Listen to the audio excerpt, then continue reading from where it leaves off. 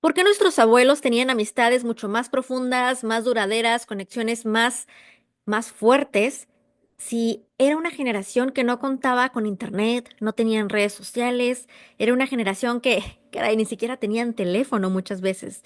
¿Cómo es posible que tuvieran amistades tan fuertes en esas circunstancias? ¿Qué está pasando que de pronto tenemos los índices de depresión que se nos han ido hasta el cielo, índices enormes, motivados además por una epidemia de la soledad en la generación más interconectada de la historia? ¿Por qué está pasando esto? ¿Te ha pasado? ¿Te ha pasado que de pronto te sientes solo a pesar de saber que tienes muchísimas personas en tu WhatsApp, en tus redes sociales, con quienes en teoría podrías hablar y aún así existe como una sensación de soledad? ¿Qué está pasando que de pronto tenemos esta sensación tan desconcertante como seres humanos? De nuevo, en la generación en teoría más conectada de la historia. Quiero invitarte a que exploremos juntos qué es lo que está pasando y para esto voy a tener que invitarte a que viajemos en el tiempo. ¿Me acompañas?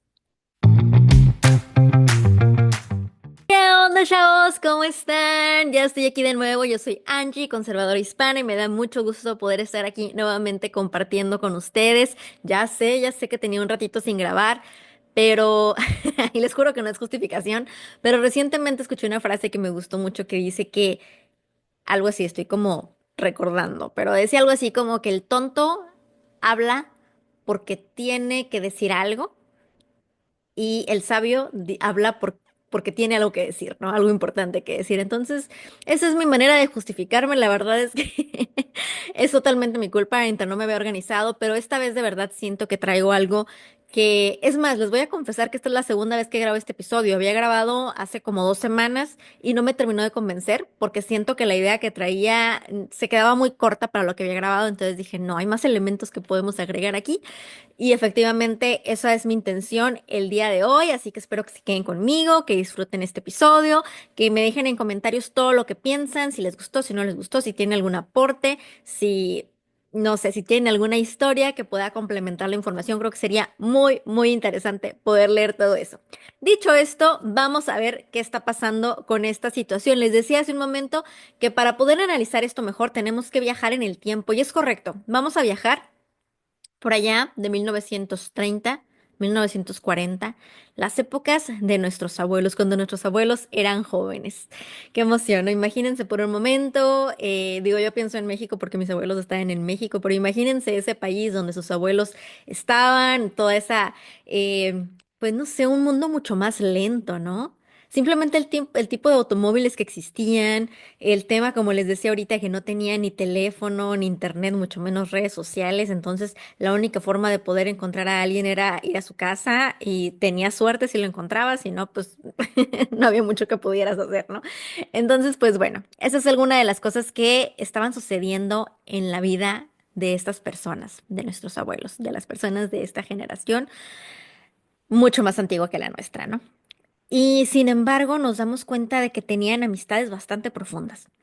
Y justamente, ¿no? Me surgió esa duda de, bueno, ¿por qué estaba pasando? ¿Cómo es que lograban esto, no? Si ustedes se acuerdan, digo, obviamente yo no estaba viva cuando yo no había nacido, cuando mis abuelos vivían esta situación, cuando estaban jóvenes, digamos, ¿no?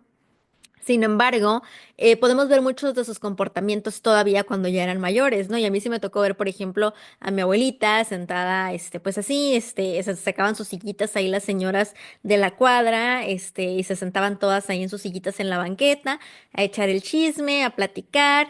Y me parece muy interesante porque eso te habla mucho justo del estilo de vida que llevaron toda su vida, ¿no? En aquellos años, o sea, quien te tocaba de vecino, pues era tu vecino y ahí estaba y ni modo, ¿no? Y lo más probable es que iba a ser tu vecino no solamente muchos años, sino a lo mejor toda la vida. Era como la gente que había, creo que también el concepto del ser humano era mucho menos desechable que ahora, ¿no? Creo que ahora por el tema de las redes sociales también se ha vuelto mucho más de, bueno, pues si no me caes bien, X, hay otros 100,000, muchísimas millones de personas allá afuera con quienes podría establecer una conexión. Entonces, pues no necesito como apreciarte como persona porque hay muchos más allá afuera. Y en aquellos años, pues no, ¿no? O sea, ¿cuáles eran las probabilidades de que pudieras conocer gente que estaba al otro lado del mundo, aunque fueran más afines a tu manera de pensar? Pues aunque así fuera, quienes eran tus vecinos eran los que estaban a la mano, digamos, ¿no? Entonces era mucho más común este tipo de convivencia. El tema de las familias también era muy diferente, ¿no? Empezando por el tema de que tenían muchos más hijos. Entonces, pues quien te tocó de que fuera tu hermano, tus hermanos, porque no era tu hermano ni tus dos hermanos, eran probablemente tus 9, 10, 11 hermanos y eran los que estaban y no podías hacer nada al respecto. Y esto me lleva a un punto importante en esta parte. Podemos romantizar mucho el pasado, pero también hay que tener muy claro que no todo era bueno, no todo estaba bien. Y por eso es que muchas de esas prácticas se fueron perdiendo. ¿Qué pasó? Que justamente en ese afán de, bueno, es la gente con la que estamos y es la gente que hay y tienes que llevarte con todos porque es lo que hay, pues empezaron a pasar cosas que no estaban bien. Empezaron a suceder, por ejemplo, digo, ahorita ya es mucho más fácil hablar de no, y pues si tienes un conflicto con un familiar, cortas, y sobre todo si es un conflicto grave, ¿no? Digamos temas como de abusos o algo por el estilo, por supuesto que es sano cortar esa relación. Sin embargo, en aquel tiempo muchas actitudes muy graves estaban muy normalizadas y sobre todo se justificaba de alguna manera con el tema de es que es familia, ¿no? Entonces creo que también eso nos llevó al siguiente nivel, ¿no? Después de que nuestros abuelos vivieran de esta manera, como es la comunidad, como es lo único que hay, entonces tienes que llevarte bien con estas personas porque pues son las que tenemos al alcance y ni modo, y si no, pues vas a vivir solo y pues no, ¿verdad? Entonces, nuestros papás, bueno, al menos en mi caso así funciona porque soy millennial, en la generación de nuestros papás pasó algo muy interesante, que fue que ellos empezaron a rechazar este modelo, ¿no? Justamente porque, como dije, no todo era bueno. Sin embargo, ¿qué pasó? Que se fueron como de alguna manera al extremo opuesto, ¿no? Eh, Ellos quisieron romper con esa obligación de tener que vivir en comunidad con gente con la que no necesariamente querías vivir en comunidad. Y creo que hasta cierto punto era una buena idea, creo que hasta cierto punto era una buena iniciativa. Sin embargo, pues empezaron a pasar también situaciones, ¿no? Por lo mismo de que querían romper con ese molde, pues empezaron a tener menos hijos. El divorcio se volvió algo muchísimo más común, aunque ya en muchos países era legal y era algo permitido desde mucho antes, pues todavía no era tan bien visto, ¿no? Sin embargo, ya en las generaciones de nuestros papás se empezó a volver algo muchísimo más común. No sé ustedes, pero a mí ya me tocó crecer con muchísimos amiguitos que mi mamá me explicaba, es que sus papás están separados, sus papás están divorciados y como que chiquito, sobre todo si no es tu caso, como que tratas de entenderlo, ¿no? Pero como que no es como que un concepto tan natural para un niño, o sea, pero entonces ¿cómo? Su mamá vive en una casa y su papá en otro, y luego más complejo porque me acuerdo que a veces mi mamá me explicaba, no, es que fulanito tiene dos papás. Que me da risa porque ahorita pienso, dos papás suena completamente diferente en un mundo posmoderno. Qué inocentes éramos. Dos papás se refería a que tenía su papá biológico, evidentemente, y que la mamá se había vuelto a casar, ¿no? Entonces, como que esa era la dinámica por ahí de los 90, cuando ya era mucho más común el tema del divorcio, ya era mucho más común todo este tema de tener menos hijos, y en general se empezó a desarrollar un tema como de individualismo más normalizado, ¿no? Si nos ponemos a pensar también el tema del éxito profesional, se volvió algo mucho más importante, algo que había que perseguir, el ser, pues, justo muy exitoso en tu carrera. Y creo que justamente de ahí empezó a surgir un fenómeno que es, bueno, cuando eres exitoso en tu carrera, cuando eres exitoso profesionalmente, el tema de la relación comunitaria empieza a volverse menos relevante porque además te pones a lidiar con envidias, te pones a lidiar con otro tipo de situaciones, entonces a veces, pues la soledad se vuelve tu única opción. Estamos hablando entonces de aquí, de los adultos que ya eran adultos por ahí de los 80s y 90s, ¿no? Como digo, yo en los 90s era chiquita, entonces me tocó más o menos presenciarlo y eran cosas que yo notaba, ¿no?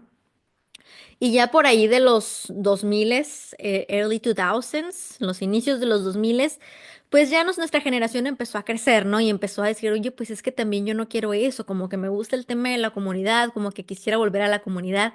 Y entonces llegó una herramienta sorprendente que nadie nos imaginábamos, que nadie veíamos venir, que es el Internet. Dame manita arriba si, bueno, no sé, aquí en YouTube pónganme un comentario con una manita arriba. Pues sí, ajá, justamente eso hagan. Si les tocó como a mí el inicio del Internet. O sea, no el inicio del Internet de que el inicio cuando los 80s, no, no, no. El inicio de la democratización del Internet. Cuando de pronto ya tenías una computadora en tu casa y tenías acceso a cosas que era como, wow, porque al principio, los de mi generación se acordarán, había una enciclopedia en carta, un CD, para muchas cosas de la escuela, pero cuando llegó el internet fue una revolución porque había toda la información del mundo, bueno, eso creíamos, disponible, ¿no? Y además de toda la información del mundo, al menos mi experiencia fue que me encontré con algo que se llamaban los foros de discusión, que creo que fue como una precursor de las redes sociales. Los foros de discusión básicamente te metías si tenías algún interés en particular, ¿no? Por ejemplo, soy fan de OV7 y ya, ¿no? Había un foro ahí donde la gente era fan de OV7 y entonces entrabas, ñoñísimo mi ejemplo, pero oigan, tenía, no sé, 12 años. Entonces, pues nada, ahí te metías y ponías cosas, ¿no? Igual, ejemplo más ñoño, las novelas de Belinda. También había, por ahí los foros de discusión y, qué mal que sacaron a Belinda y pusieron a Daniela Luján o lo que tú quieras, ¿no? Y de alguna manera compartías con extraños en internet, pero que en realidad, a lo que yo recuerdo, eran espacios todavía bastante sanos. O sea, no pasaba de justo de compartir como ideas sobre ciertas novelas o sobre ciertos proyectos o grupos musicales o películas o lo que tú quieras, ¿no? Pero era muy interesante porque ya tenías la opción de poder conectarte con gente que no era ni tus vecinos, ni tus familiares, ni tus compañeritos de la escuela, era otra gente. em, y podías compartir ideas con ellos, ¿no? Que me parece que era también bastante bueno porque ya no te sentías tan solo, ¿no? Justamente hablando del tema de la soledad, pero las vueltas de la vida. Finalmente lo que terminó pasando fue que también ese tipo de espacios pues se fueron empezando como a corromper, ¿no? Aquí el tema es que todo empezó a evolucionar demasiado, demasiado rápido. De pronto cuando tienes comunicación con gente a través de una pantalla, hay un fenómeno muy extraño y muy lamentable que sucede, que es que se nos olvida que la persona que está del otro lado, pues es una persona precisamente, ¿no? Como que sintiéramos como que, es una máquina y lo puedo insultar y puedo decirle que si no está de acuerdo conmigo, lo que tú quieras, ¿no? Y entonces algo muy extraño empezó a suceder. Empezó a pasar que empezaron a surgir grupos muy de nosotros contra ellos. Sí, ya no era tanto como los foros que les describí hace un momento donde, todos somos fans de algo y por eso estamos ahí, sino que todo se empezó a volver mucho más, tenemos algo en común porque ambas partes odiamos a esta otra parte y entonces eso es lo que tenemos en común. Entonces como que sí, queríamos de alguna manera retomar el sentido comunitario, pero la forma en la que la sociedad nos orilló a hacerlo fue a través de odiar lo mismo. Llega un punto donde esto se arraigó tanto en el que ya ni siquiera nos importaba ganar las discusiones, no nos importa ganar los argumentos, lo que nos parece que nos importara es como ver sangre, como mi equipo contra tu equipo, porque el sentido de tener comunidad ya no es como en el caso de nuestras abuelitas, como decía al inicio, simplemente porque eres persona y punto, sino que es la razón por lo que me une a esta comunidad es que defendemos esto a capa y espada. Y se me hace súper interesante este tema porque además creo que se ha dado un fenómeno de los dos lados, de la izquierda y la derecha, que de pronto ya no lo vemos como un problema. Al contrario, pareciera como que es una virtud el hecho de irte a pelear y en ese sentido, pues como ese querer ver sangre del otro lado y ver caer al otro. Pareciera que es una virtud que habla de tu fortaleza, de tus grandes convicciones. Pero, a ver, el hecho de tener fortaleza y convicciones no quiere decir que muestres cero compasión con el que piensa diferente a ti. Y esta es una tentación enorme porque, a ver, es bien fácil ser lindas personas, ser amables, ser la persona sonriente, ser súper lindo con alguien que piensa igual a ti, con esa amiga que siempre te da like, con esa... Es súper fácil ser buena onda con esa gente. El reto viene cuando llega alguien que piensa distinto a ti, justamente porque nos hemos ido forjando durante tantos años en el si piensa diferente a mí es mi enemigo, ¿no? Casi, casi porque está en contra de mi tribu, que es donde yo encuentro mi identidad. Pero a ver, pensar diferente es algo muy bueno, es algo muy sano, no tendríamos por qué andar queriendo, pues justo tratar mal a la gente, despreciando al que piensa diferente. El otro día vi un debate que me impactó un montón, porque creo que hace mucho que no veía un debate tan sano, que fue, para los que estén familiarizados con algunos de los influencers conservadores acá en Estados Unidos, era Charlie Kirk, el fundador de Turning Point USA, con Michael Knowles, que él es un presentador también así como de noticias conservadoras en el Daily Wire. Y tuvieron un debate porque uno es cristiano y uno es católico. O sea, uno es cristiano no católico y el otro es católico. Y básicamente su debate fue una cosa tan sana y tan Como que me dio tanta paz verlo, porque en ningún momento se insultaron, en ningún momento perdieron la paz o perdieron la tranquilidad, simplemente expusieron sus ideas, dejaron muy claro que no iban en contra del otro, o sea, son amigos, y siempre en todo momento dejaron claro de que, bueno, yo pienso esto, ¿te has hecho esta pregunta? El otro, bueno, está bien, te concedo eso, pero ¿qué opinas de esto otro? Y como que de una manera se llevó como muy suave toda la situación, ¿no? Y creo que tenemos que aprender eso, el ser capaces de ver en el otro a una persona, que a lo mejor estamos en desacuerdo con él en una cosa, pero estamos de acuerdo en otras 50.000 millones.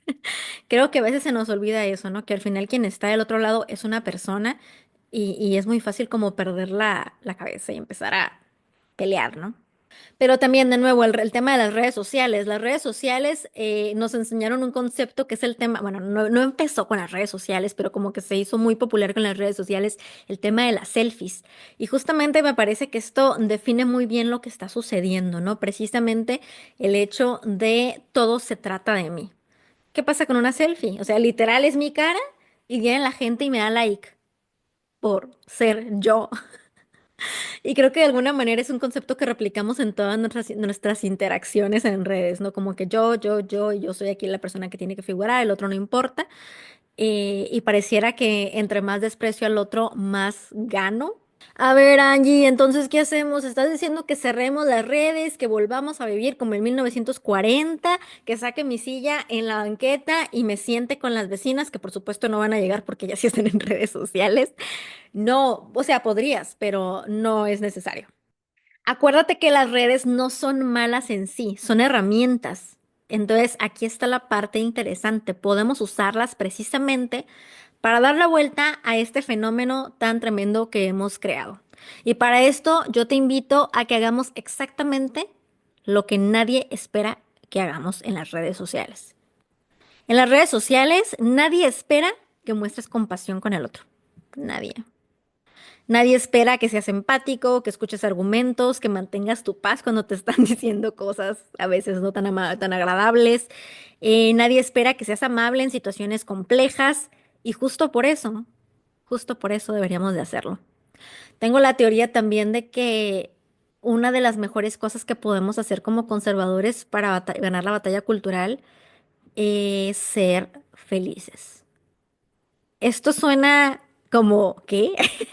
Pero de verdad, he notado que normalmente, no quiero hablar de personas, iba a decir los progres, pero no las personas en sí, sino la progresía, digamos, como movimiento en general, no soporta que la gente conservadora sea feliz. Y una de las mejores maneras de ser feliz es precisamente protegiendo nuestra paz, siendo amables y justo eso, o sea, no queriendo demostrar que somos felices, sino siéndolo de verdad.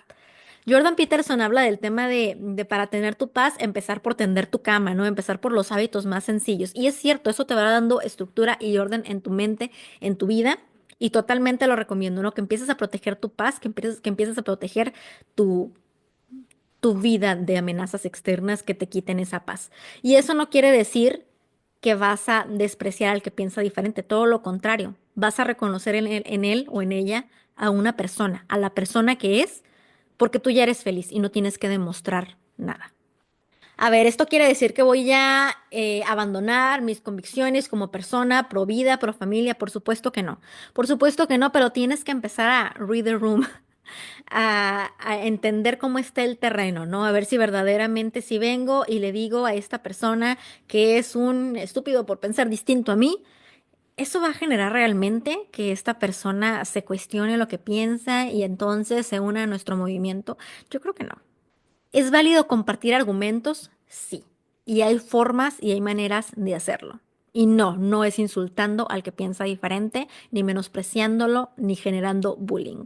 Recientemente se hizo muy viral este tren de escuchamos, no juzgamos, que se me hizo súper superficial y además falso, porque obviamente toda la gente que lo veía los comentarios y todos juzgaban. O sea, realmente me parecía como un tema de chisme barato, ¿no? Entonces yo pienso más bien como en una solución real del escuchamos, no juzgamos, real, mostrando compasión y mostrando caridad. Y para esto tenemos el enorme reto de ser capaces de ver a la persona más allá de su perfil de redes sociales. Porque ¿qué pasa? Abre su perfil y corazoncito verde, feminista, pro-choice, todas estas cosas. Y desde ya te pusiste aquí como venda en tus ojos que te está diciendo, esta persona y yo jamás vamos a poder interactuar de manera sana. O sea, no sabes, a lo mejor piensa de esa manera porque X circunstancias en la vida, pero resulta que están de acuerdo en muchas otras cosas. Y justamente, ¿no? Creo que nos quejamos mucho de que el otro lado hace eso, pero a veces también lo hacemos. A mí me ha pasado al revés, ¿no? Muchas veces que también las feministas como que identifican cómo pienso y es como, nunca vamos a poder ser amigas".